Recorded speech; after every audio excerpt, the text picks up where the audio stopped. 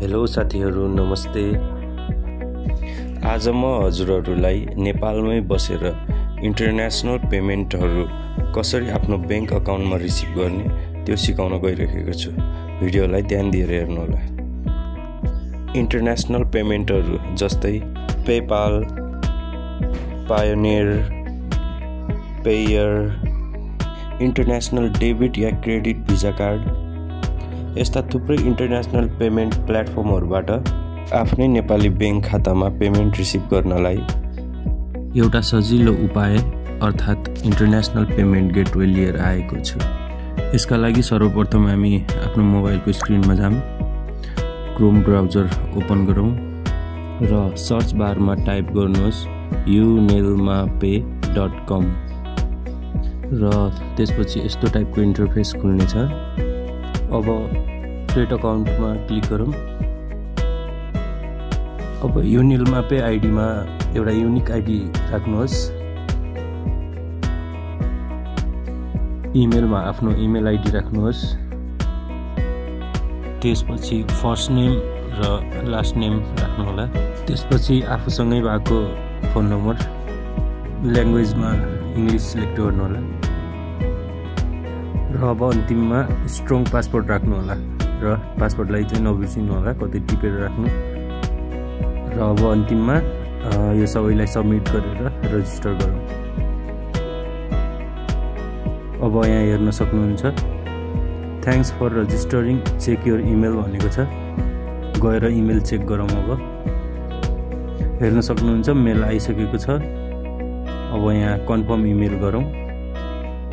यहाँ भनेको छ your account has been verified, you may now login to your account. अब हामी अकाउन्ट लगइन गर्न सक्छौँ। लगइन प्रोसेसतिर जाउँ है त। लगइन गरौँ।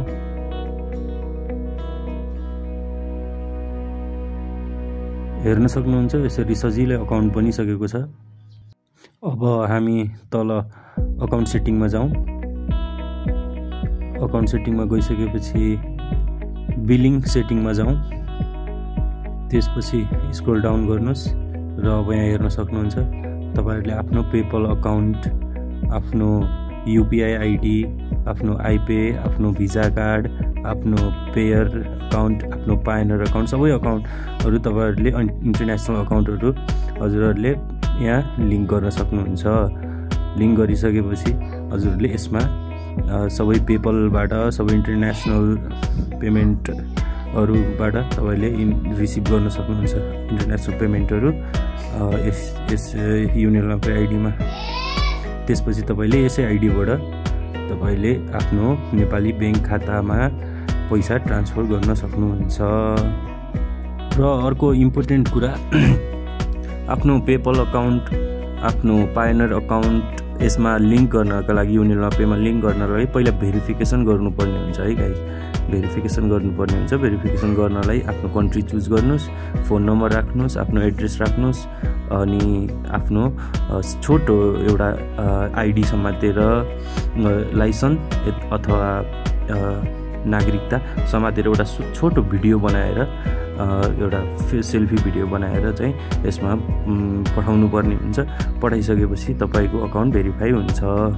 अकाउन्ट भेरिफाई भइसकेपछि हजुरहरूले इजिली आफ्नो इन्टरनेसनल अकाउन्टहरू यसमा लिङ्क गर्न सक्नुहुनेछ र पेमेन्ट रिसिभ गर्न सक्नुहुनेछ। Thanks for watching.